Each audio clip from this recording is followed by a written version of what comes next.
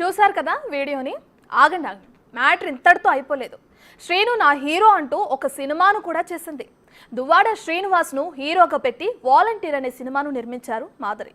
ఇక తను రాజాను నిజ జీవితంలో కూడా హీరోగా భావిస్తున్న మాధురి ఆ సినిమాలో ఆయనే హీరోగా ఉండాలని చెప్పి ఆయన్నే నటింపజేశారు కూడా. దువ్వాడ శ్రీనివాస్తో యాక్షన్ సీన్లను కూడా ఈ సినిమాలో షూట్ చేయించారు దివ్వెన మాధురి.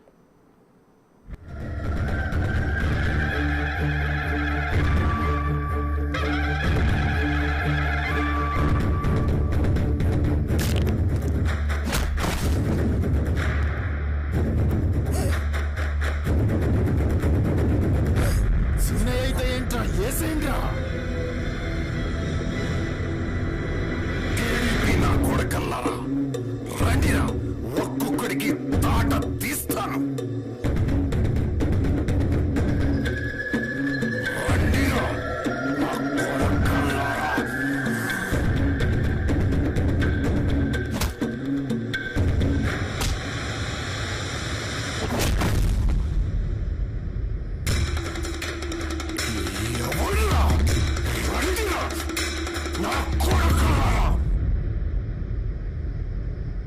నువ్వు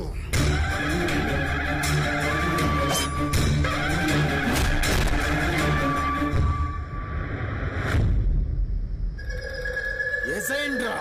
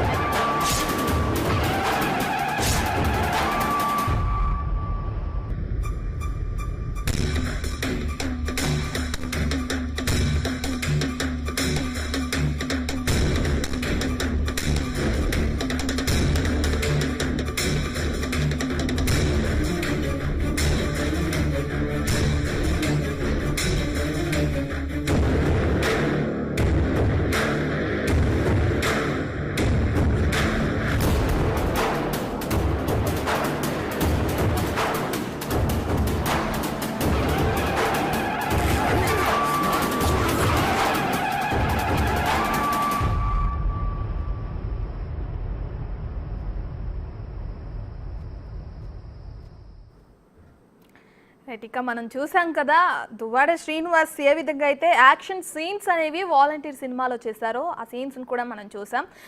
ఇప్పటి వరకు దువ్వాడ శ్రీనివాస్ ఒక సినిమా చేశారు, అది వాలంటీర్ అని పేరు పెట్టారు అన్నది మాత్రమే తెలుసు. తెర వెనుక జరిగిన ఈ సినిమాకి ఎవరు తీశారు అంటే దివ్వెన మాధురియే ఈ సినిమాని తీశారని కూడా తెలుస్తుంది. ఆవిడ ఇన్స్టాగ్రామ్లో కొన్ని పోస్టులు కూడా మనం ఇంతకు ముందే చూసాం. ఆవిడ కొన్ని పోస్టులు కూడా పెట్టారు.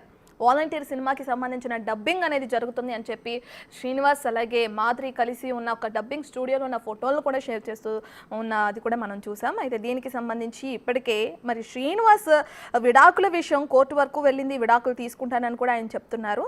మరి మాధురికి విడాకులు అయినాయా? మాధురి విడాకులు ఎప్పుడు తీసుకుంటారు? శ్రీనివాస్ విడాకులు అయిన తర్వాతే మాధురి విడాకులు తీసుకుంటారా? తీసుకున్న తర్వాత మరి వీళ్ళిద్దరి పెళ్లి ఎప్పుడు అనే సందేహం కూడా అటు సర్వత్రా నెలకొందని కూడా చెప్పుకోవచ్చు మనం. ఒకవేళ వీళ్ళిద్దరికి పెళ్లి జరిగితే మరి మాధురికి ఒక 3 పిల్లలు ఉన్నారని కూడా మనకు తెలిసిన విషయమే. మరి ఆ 3 పిల్లల సంరక్షణ ఎవరు చూసుకుంటారు? శ్రీనివాస్ చూసుకుంటారా, లేదంటే మాధురి ప్రస్తుత భర్త ఎవరైతే ఉన్నారో ఆయన చూసుకుంటారా? అసలు పిల్లలు ఎక్కడుంటారు అనేది కూడా ప్రశ్నార్థకంగా మారింది. ఇటు వాడికి సంబంధించి చూస్తే వాణి పిల్లలు మాత్రం ఇప్పటికే మనం చాలాసార్లు చూసాం కూడా, వాణి తరపునే వచ్చి మా నాన్న తప్పు చేస్తున్నారు అని చెప్పి ఏ విధంగా అయితే ఇంటి దగ్గర నిరసన తెలియజేస్తున్నప్పుడు వాణి ఆవిడతో పాటు పిల్లలు కూడా వచ్చారు. సో వాణి పిల్లలు వాణి దగ్గరే ఉంటారని కూడా అర్థమవుతుంది. ఒకరికి మ్యారేజ్ కూడా అయిపోయింది. మరి ఇటు మాధురి పిల్లలు ఎక్కడ ఉంటారనేది కూడా ప్రశ్నార్థకంగా మారింది. ఆ విషయాలకి సంబంధించి ఇంకా సమాధానం రావాల్సి ఉంది. మాధురి ఒక కొన్ని వీడియోస్లో కూడా చెప్పారు, ఒకవేళ బిగ్ బాస్లోకి పిలిస్తే కనుక వెళ్ళే ఇంట్రెస్ట్ ఉంది అని చెప్పి. ఏదేమైనప్పటికీ దువ్వాడ శ్రీనివాస్ అనే వ్యక్తి అటు వైఎస్ఆర్సీపీ పార్టీ నుంచి ఎన్నికై టెక్కల్ నియోజకవర్గంలో ప్రజలకు సేవ చేయాల్సింది పోయి ఏదైనా ఒక ఇష్యూ అంటే ఒక భార్యాభర్తల మధ్య మూడో వ్యక్తి ఎంటర్ అయ్యారనే ఇష్యూ ఆయన వరకు వస్తే ఒక రాజకీయ నేతగా దాన్ని ఇది చేయాల్సి చర్చించి వాళ్ళని ఇది సముదాయించాల్సిన వ్యక్తి జీవితంలో ఇప్పుడు చూసుకుంటే దివ్యల మాధురి ఎంటర్ అయిన తర్వాత కుటుంబ వ్యవహారం అనేది రోడ్డుకెక్కింది. ఎప్పటి నుంచో భార్యాభర్తల మధ్య వివాదాలు చెలరేగుతున్న నేపథ్యంలో ఇప్పుడు దివ్యల మాధురి ఎంటర్ అయిన తర్వాత ఈ వ్యవహారం రోడ్డుకెక్కింది. ఇటు పార్టీ తరపు నుంచి కానీ ఇటు ప్రజల తరపు నుంచి కానీ కొంతమంది శ్రీనుకి సపోర్ట్ చేసే వాళ్ళు ఉన్నారు, కొంతమంది వాణికి సపోర్ట్ చేసే వాళ్ళు కూడా ఉన్నారు.